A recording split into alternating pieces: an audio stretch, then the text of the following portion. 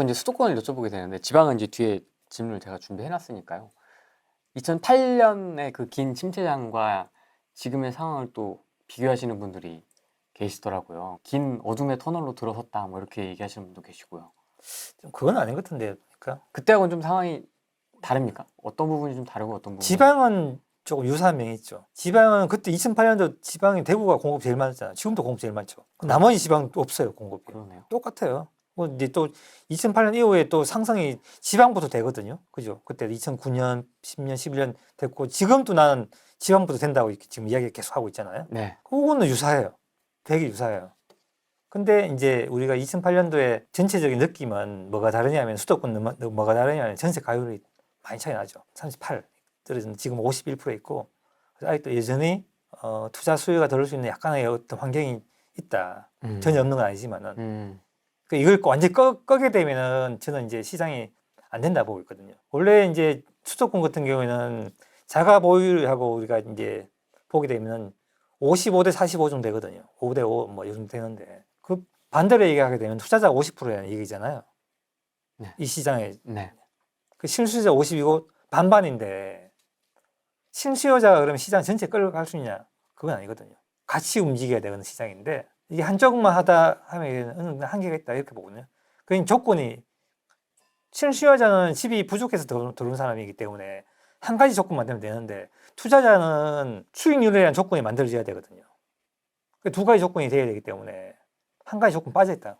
그래서 투자자가 들어올 수 없는 환경이 지금 계속 진행이 되다 보면 힘은 떨어진다고 이렇게 보는 거예요. 그 제가 수도권 힘이 떨어진다고 이렇게 계속 이야기하는 거죠. 이 얘기 들어보면 지방이 확실히 맞는 것 같은데 또 어떤 분들은 그래도 좀 합리적인 건 그래도 서울 해야 되는 거 아니냐 이렇게 얘기하시는 분도 있고 가격이 많이 떨어졌으니까 그런 얘기 하시는 분들도 있는데요. 네. 이제 시점을 이야기하면은 시점과 가격은 우리가 지방이 좋고요. 네. 시점도 좋고 가격도 좋고. 근데 수도권은 시점은 애매하고 가격은 그래도 아직도 여유가 약간 있는 것 같고 내 느낌 그렇거든요. 네. 물론 가격이 올랐지만 반등했지만은 그래도 오르지 못한 것들이 많잖아요. 그런 것들은 좀 여지가 있죠. 그런 것들을 위주로 이제 우리가 선택해서 좀 길게 가는 방향도 괜찮은데 투자자한테는 그렇게 매력적이지 않거든요. 그렇죠. 예, 그러니까 이제 그러다 뭐 또 뭐 투자자에 대한 규제가 여전히 뭐 살아 있고 하니까 그래서 시장이 이제 힘은 과거보다는 그렇게 힘있게 움직이기는 힘들지 않을까. 네. 그건 지방도 마찬가지예요. 지방도 규제가 있기 때문에 저는 예전처럼 2011년 우리가 2012 이렇게 때처럼 빨리 간다는 생각 안 해요. 천천히 간다. 높은 금리에 있잖아요. 높은 금리에 있기 때문에 지금은 과거처럼 빨리 갈 수 있는 그런 환경 아니에요. 네, 뭐 투자자는 뭐 이미 빠졌다고 보고요. 뭐 지금 뭐 쉽지 않으니까. 애매한 시점이죠. 네, 애매하니까요. 네. 그럼 서울 수도권은 내 집 마련과 갈아타기의 관점에서는 어떻게 좀 조언을 해주시겠어요? 소장님 지금 집 사야 됩니까? 이제 이거죠. 이제 시점은 제가 애매하다 했잖아요. 이제 떨어진 것들을 많잖아요. 떨어진 것들을 위주로 해서 사는 거는 저는 오케이. 근데 올랐는데 사는 거는 저는 아직도 좀 망설입니다. 좀 고민해봐라. 그런 관점이고요. 근데 지방은 시점도 좋고 가격 좋으니까 그냥 무조건 사야 된다. 네, 눈 감고 사요 그냥? 네, 그냥 사야 된다. 네. 그거는 그렇게 보고 있고요. 지방은 수도권 좀 달라요.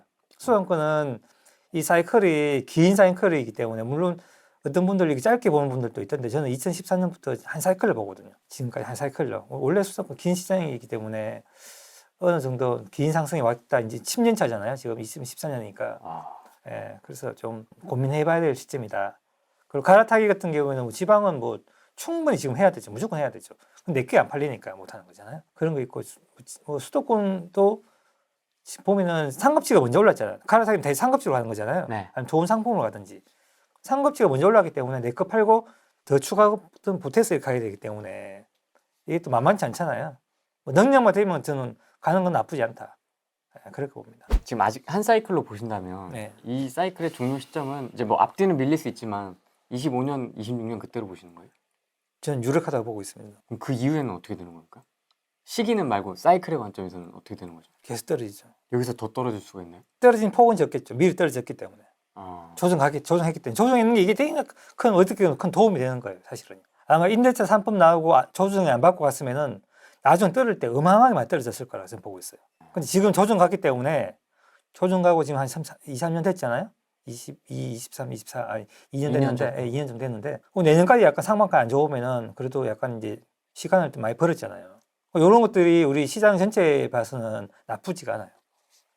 시장 더 탄탄하게 하죠. 그래도 거기다가 이 금리가 올라가게 되면 부실 채권 없어지듯이 부실한 자산들이 다 정리되고 또 투자자들 뭐 그 있잖아요.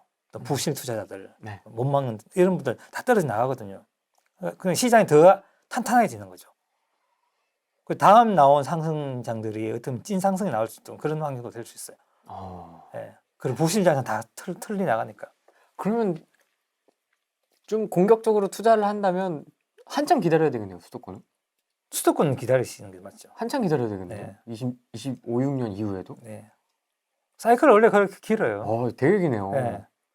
지난 우리가 2007년, 8년, 9년, 10년, 12년 길게 보면은 짧게 보면 9년, 10년, 11, 12죠. 4년이고 길게 보면은 8, 9, 10, 12 4, 5년 정도가 시장이 침체였어요. 네. 한 사이클이 원래 그래요. 그래서 침체 기간 동안에 힘을 모으는 거예요. 시장에서. 수요가 계속 밀려 들어오면서 힘을 모았다가 상승 환경을 만들어요. 한 해, 두 해가 안 되거든요. 환경을 만드는 데는 시간이 많이 걸려요. 왜냐하면 도시가 크잖아요. 그 도시의 크기 때문에 그분들이 신규 수요가든지 이런 수요들을 계속 모여서 쌓여서 하나의 어떤 조건을 만들어가는 거죠. 주거 부족과 수익률이라는 조건을 두 가지 만든 다음에 움직이거든요. 그거 모르는 사람들은 뭐냐 하면은 공급이 적은데 내렸잖아요. 이렇게 얘기하거든요. 그 공급 영향 없잖아. 이렇게 얘기한다고. 반대로 해석하는 거잖아요. 하락하니까 공급 줄고 공급이 주니까 그 준 것 때문에 상승 환경을 만든 거예요. 그 환경을 만든 게 뭐냐면 여기 전세 가율이잖아요. 이거야. 2010년부터 시작해서 이게 상승 환경을 만든 거예요. 여기가. 진짜 이때 전세가율 진짜 미쳤다. 미친 듯이 오르잖아요. 전세 가율이. 와. 이게 상승 환경을 만든 거예요. 이때가 공급이 제일 적을 때라니까요. 이렇게 만든다 어떤 시점까지 딱 만든 다음에 그때부터 스타트하는 거예요. 상승을요. 그 조건 두 개 만들어야 된다. 서울 수도권. 이걸 없애는데 보세요. 굉장히 오랜 시간 걸리잖아요. 여기도 보세요. 여기서 최고점에서 여기까지 가는데 몇 년 걸렸어요? 2020년에서 2008년 걸렸잖아요. 그러면 17, 18, 19, 21, 22, 23, 6년. 6년? 6년. 1, 2년 더 지나면 이렇게 될 수도 있겠죠. 이 전세가 지금 전세가 오른다 하고 하는데 실제 이 전세 가격이 많이 못 올라오고 있어요. 거의 비슷한 시점에 있어요. 아, 그래요? 네. 지금 뭐 전세가 뭐 꿈틀꿈틀하나? 지금 KB가 전세 가격을 한번 해보세요. 거의 똑같아요. 아, 그래요? 네, 50일 똑같아요. 못 올라오고 있어요. 이거 올리기가 엄청 힘들다니까요. 이거는 누적 공급량에서 올릴 수 있는 거예요. 한 해, 두 해 공급 좋다 올리는 게 아니에요. 아, 그럼 기사만 보고 판단하는 일은 아니에요? 네. 근데 뭐 전세 대란 이야기 막 나오고 이제 아무도 집을 사지 않으려고 해서 네. 전세로 다들 찾을 것이다. 그리고 월세 가격도 굉장히 올라갈 것이다. 이런 네. 얘기 나오는데. 그거는 맞아요. 그거는 그렇게 될 가능성이 있는데 올라간다 해서 그게 바로 매가로 연결되나 그거는 또 다르죠. 왜냐 여기도 전세가가 많이 올랐거든요. 이 당시에도 전세가가 엄청 올랐잖아요. 전세가가 오른 상태에서 또 매매가 떨어져요.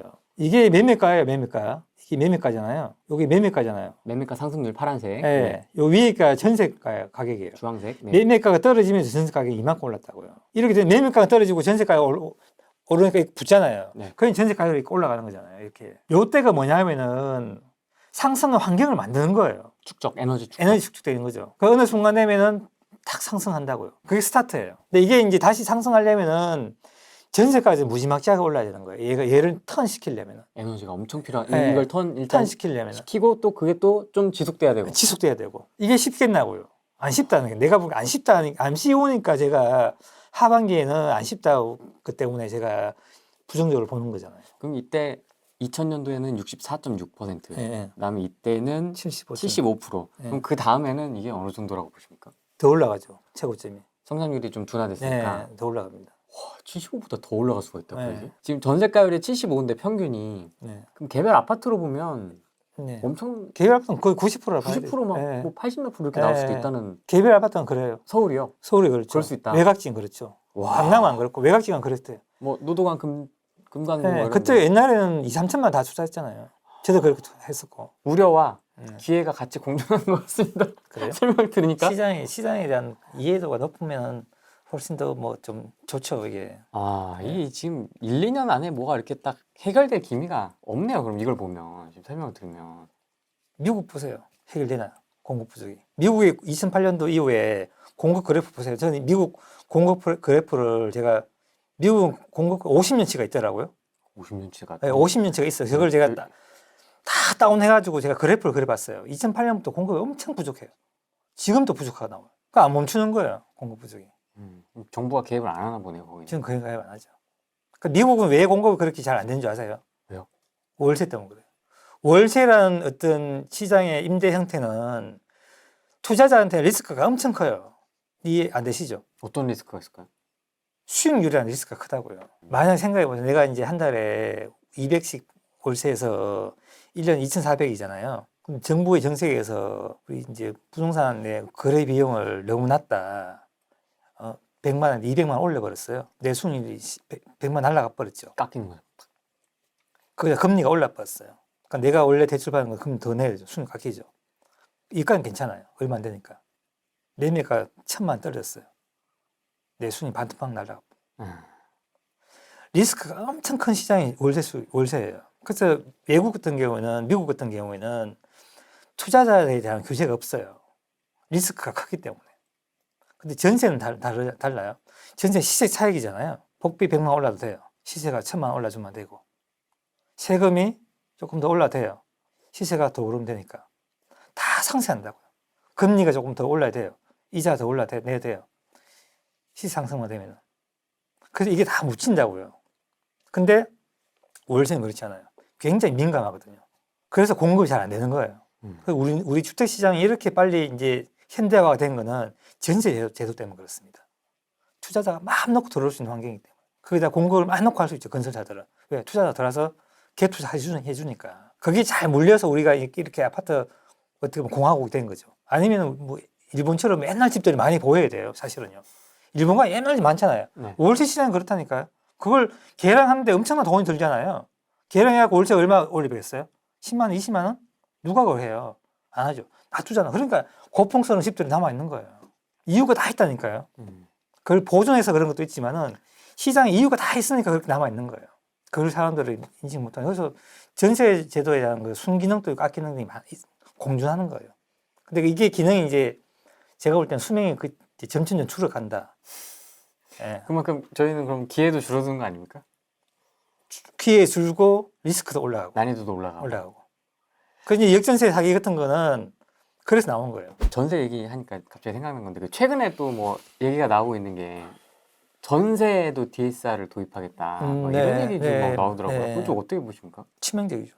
시장에는. 그 이제 내 능력이 돼야 전세를 이제 소득에 따라서 이제 해야 돼요. 원래 거기 제가 옛날 그렇게 말씀드렸잖아요. 전세 대출이라는 제도를 애초에 만들지 말았어야 된다. 전세 상승이 매매가 상승이라는 그런 구조가 있는 우리 시장에서 전세에다가 전세 자금 내가 내 능력으로 전세 자금 마련해서 이렇게 들어가야 되는 게 원래 원칙인데 시장에서 금융권에서 돈을 빌려서 들어오게 되면은 자기 자금은 아니잖아요. 매매가를 펌프질하는 거와 똑같은 거죠. 그거 시작 안 했을 때요. 사실은요. 근데 옛날에 제가 예전부터 오래전부터 전세를 나와봤잖아요. 오래전부터 나오고 저도 전세 나와보고 했는데 어떻게 하는 줄 아세요? 내가 사회초년 선생님들이 결혼하게 되면 전세가 없잖아요. 네. 누구 돈인지 아세요? 거의 99% 부모님 돈. 부모님 돈으로 해서 전세 얻어서 갔어요. 그것도 자기 자본이에요. 부모님 자기 자본이죠. 그렇죠. 시장이 탄탄하죠. 그 전세 가율이 60%라 예전에 KB 60%라 돼 있어요. 그게 담보대출 비율이었어요. 그게 LTV였다고요. 그 왜? 그건 다 전세가 실제 돈이니까. 그 밑으로 안 떨어졌죠.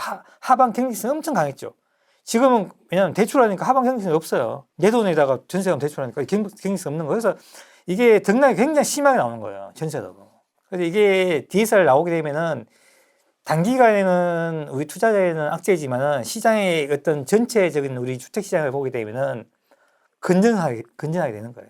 그럼 전체적으로 좀 평균적으로 좀 전세가 내려가지 않을까요? 어떻게 되는 거죠? 내려갈 수도 있습니다. 이렇게 그냥. 네. 내려갈 수 있고 올라가는 속도도 느릴 수도 있고 그럴 수 있어요. 내가 내가 이제 만약에 임대인 입장에서 전세를 올리고 싶잖아요. 올리고 싶으면 유혹이 있잖아요. 네. 투자금을 최소화하기 위해서. 근데 올려보면 안 올라오면 어떡하죠? 시장에 소득이 안 되고 못 올라오잖아. 대출 안 되니까. 그럼 임대인 어떤 선택할까요? 반전세하죠. 아, 반전세 한다. 그래서 전세 월세가 가는 거예요. 그러니까 우리가 전세자금 대출이 안 나왔으면요. 월세가 빨리 갔다니까요. 전세자금 대출 나오면서 전세에서 월세 속도가 늦어졌고요. 매가를 더 자극했고요. 이 가능 속도가 느리게 되는 거예요. 이거 없애면은 시장은 더 건전하게 되고 우리 시장이 더 안전해지는 건 맞아요. 근데 장기적으로는 그렇고요. 단기적으로는 투자자한테 악재예요. 실투자금이 많이 들어. 네, 악재예요. 그건 어쩔 수 없죠. 어. 네, 시장에 인정해야 되죠. 쉽게 도입하기는 쉽지 않죠. 쉽지 않을 것 같아요. 네, 이게 왜냐하면은 이 정책이잖아요. 네. 이 표의 문제잖아요. 또 쉽지 않을 거예요. 저는 서울하고 수원 아파트만 보고 있는데 언론에서는 전세 오르고 있다고 하는데 잘 모르겠습니다. 전세 물건 숫자가 줄어드는 게 눈에 보였는데 요즘은 전세 물건 살짝 쌓이는 분위기인 것 같아요.